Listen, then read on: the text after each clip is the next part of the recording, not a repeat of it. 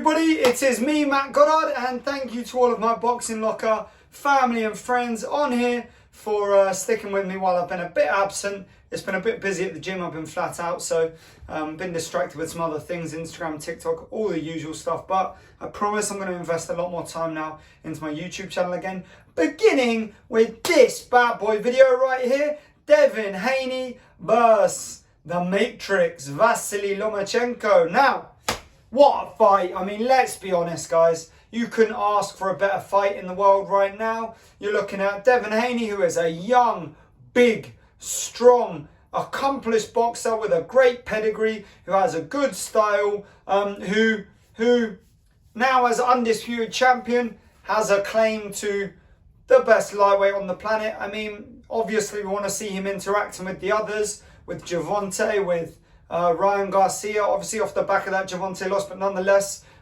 styles make fights. Hagler, Hearns, Leonard, they mixed it. Duran, you know, so you want to see them all fight each other, really. You know, you've got Pitbull Cruz, you've got Lomachenko, obviously. Tio's moved up, so we've lost him, and now we've got my personal favourite, Shakur Stevenson, coming into the mix. So, what a division to be at the top of, and as such, he's got some big fights to be made, and he went straight off the bat with possibly the biggest and maybe most difficult from a boxing perspective against Vasily Lomachenko, former undisputed lightweight champion, lost the belts to Tio.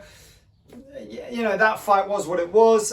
He has since had a shoulder operation, come back with a vengeance, couple of really good fights, couple of good performances, and he looks good. He looks strong. So, what do we think is going to happen? Now, I did a video on my Instagram and TikTok about this called an attribute comparison, right? So this is something that I'm just going to go into a little bit quickly here, because I got a lot of, not hater comments, but a lot of silly comments where people were saying, oh, just because, you know, Lomachenko has got better experience, because he's got better punch selection, whatever, it doesn't mean he's going to win, and that's not what that video was about at all. So to go through this now, age is on Devin Haney's side, experience is on Lomachenko's side, even at a professional world level, because he's been there since his fourth fight, crazy, second fight in fact, losing to Orlando Salido in his second professional bout, insanity, and he got cheated that whole fight. Nonetheless,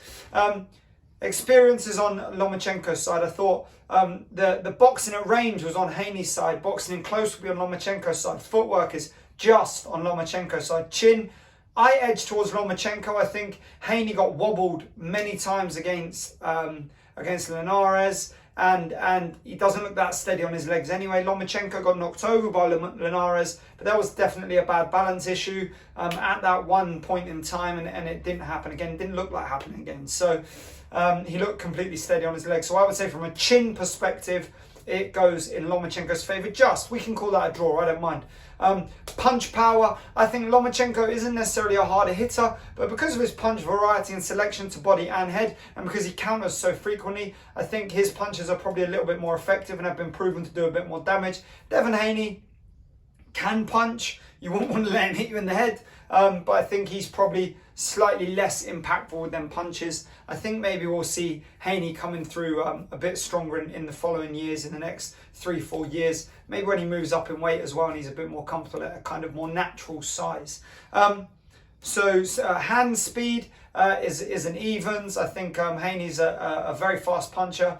I think the jab, I think Haney wins. I think Haney's probably got a better jab. Lomachenko's punch selection, as I've already mentioned, much better than Devin Haney with regards to variety, optionality, adaptability, all these factors. Adaptability in itself, the ability to change and maneuver your style and situation to suit the fight you're in, is in Lomachenko's favour.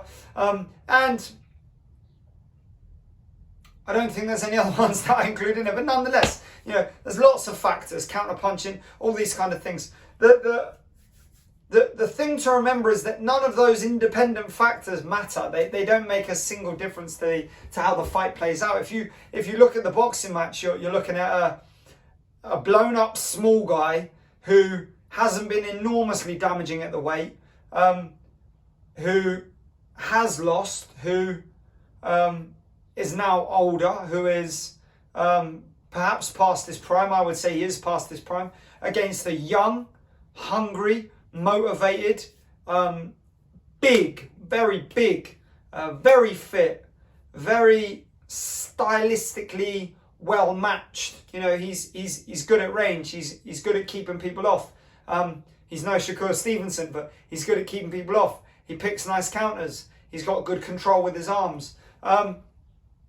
So you've got a lovely matchup here. You've got a lovely fight between two guys that it's going to be interesting to see how one can overcome the other. And I think a little bit of adaptation will be necessary. They'll be moving into the fight with set game plans, and that has to be malleable. That has to be able to change as the fight progresses. So what do I think is going to happen in the fight? Here's what I think is going to happen.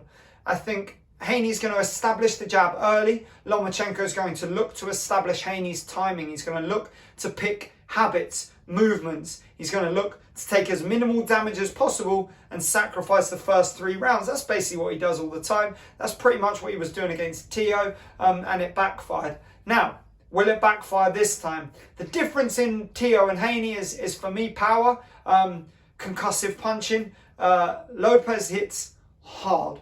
Lopez is physical. He's very, very strong with his punches. He attacked to the body. He attacked to the head. And I don't think Lomachenko was fully prepared to commit beyond that, right? I mean, those rounds were a lot closer than they look when you look back now, when you watch them at the time. But I think, for me, in my perspective, I think that was the difference. Will Haney have the same physicality, the same strength, the same aggressive power that forced Lomachenko to slow down and think through what he was doing a little bit more, to take his time before he ramped it up from round 6 onwards?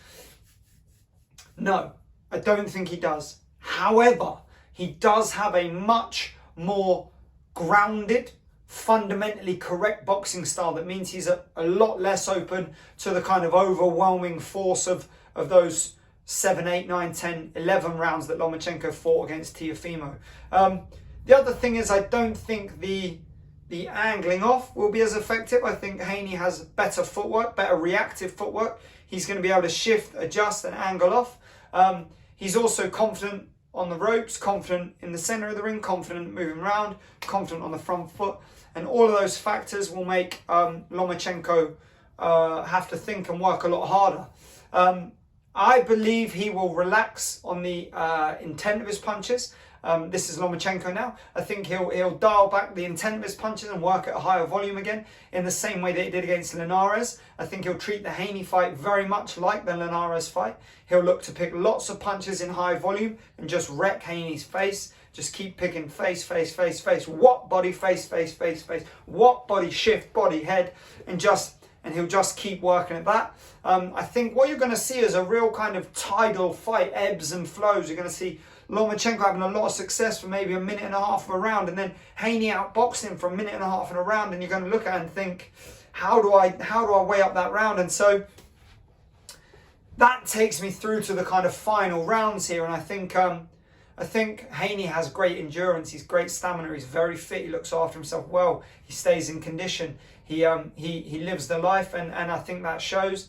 And I think that will pay off in the later rounds. And I think it's going to be one of those where it really does depend what it is that you, as a fan, and the judges more specifically as judges, enjoy watching. Do they like to see controlled boxing, point picking, good defensive skills, or do they like to see a higher work rate, more aggression, more pressure, more angling? What's their preference, and how's that going to play out? You know, I see a lot of people down talking Lomachenko and saying, you know, oh, this guy's overrated. He was never the professional that everybody thought he was going to be. You know, he lost in his second fight. I mean, these are people who don't understand boxing, and if you come from a boxing background and that's what you're saying, then you are raw ignorant. You have absolutely no clue. This man is one of the greatest amateur boxers in history. Not only that, but he took on an established former world champion in his second professional fight, and a guy who is literally epitomizes what a rough house of boxing is. You know, Orlando Salido is quite literally the epitome of a dirty fighter. He was punching low, back of the head, elbows, knees, standing on the feet, driving the forehead in. And that's something Lomachenko wasn't used to, and it was still an incredibly close fight. Not only that, but he's gone on to absolutely decimate divisions and become undisputed in, is it 2 or 3 divisions? You know, what he did to Nicholas Walters was just incredible. What he did to Guillermo Rigondeaux, incredible. And look, he's a very small man at lightweight, but nonetheless, he's still doing big things and beating all of those mid to top tier guys that everyone's saying, oh, you know, this would be a great opponent for Garcia or for Haney or for Lomachenko's beating them guys, and he's beating them with ease. So that's my 2 pieces on that. Now, back to the decision. Here's what I think is going to happen. I think Haney's going to win by split decision. I think 1 judge will give it to Lomachenko, 2 judges will give it to Devin Haney. And I think the chances are one of them judges will give it widely towards Devin Haney, and the other judge will have it quite close, and the final judge will give it widely towards Lomachenko. It's going to be interesting to see. It's a hell of a fight. I'm very excited for it. I'm a massive Lomachenko fan. I'm also a real big Devin Haney fan. I love the way he carries himself. I love his attitude. He's very humble, and he's entertaining to watch. From a purist boxing perspective, I enjoy his style. I enjoy his methodology and his thought process. I think his dad's done a great job training him, and obviously he's learned a lot within the Mayweather boxing gym environment. So there we have it, guys. That's my pick. Devin Haney by a split decision. Very close fight. I think there'll be success both ways, ebbs and flows. I know it seems like I'm sitting on the fence, but I really think that's how this fight is going to play out. I think stylistically it's made for that kind of result.